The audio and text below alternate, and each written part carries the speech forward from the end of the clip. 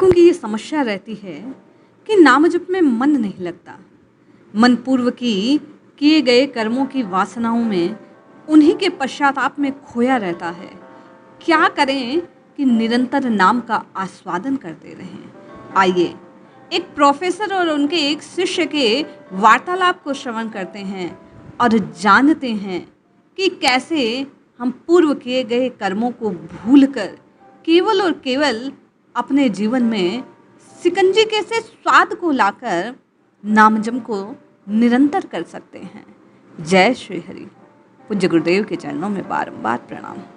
शिकंजी का स्वाद, एक कथा, एक छोटी सी सत्य घटना जो निश्चय मानिए आपके जीवन में राम नाम के स्वाद को पूर्णतया स्थापित कर देगी। एक प्रोफेसर क्लास ले रहे थे।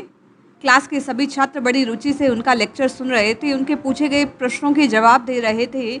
लेकिन एक छात्र बीच में बैठा न जाने चुपचाप गुमसुम सा क्या सोचे जा रहा था। प्रोफेसर साहब की दृष्टि उस पर पड़ती है। 3-4 दिन वो ऐसा ही उसे देखते हैं। एक दिन वे उसे अपने पास बुलाते हैं और कहते हैं कि शाम को मेरे घर आना। छात्र कहता है ठीक है। शाम को वह छात्र उनके घर चला जाता है। प्रोफेसर साहब उसे अंदर बुलाते हैं और स्वयं अपने रसोई में चले जाते हैं। एक गिलास शिकंजी बनाते हैं और जानबूझकर उसमें नमक कुछ ज़्यादा डाल देते हैं। बाहर आते हैं, शिकंजी का गिलास उस छात्र को देते हैं और कहते हैं पियो बेटा। छात्र गिलास हाथ में लेकर जैसे ही घूंट लेता है, अधिक नमक के कारण उसका मुंह कुछ बंद सा जाता है। प्रोफेसर साहब पूछते हैं क्या हुआ, शिकंजी पसंद नहीं आई? वह कहता है नहीं सर, ऐसी बात नहीं है, बस शिकंजी में थोड़ा सा नमक ज़्यादा है। अरे अब तो ये बेकार हो गई, लाओ ग्लास मुझे दो, मैं फेंक देता हूँ। प्रोफेसर ने छात्र से ग्लास लेते हुए हाथ आगे बढ़ाना चाहा।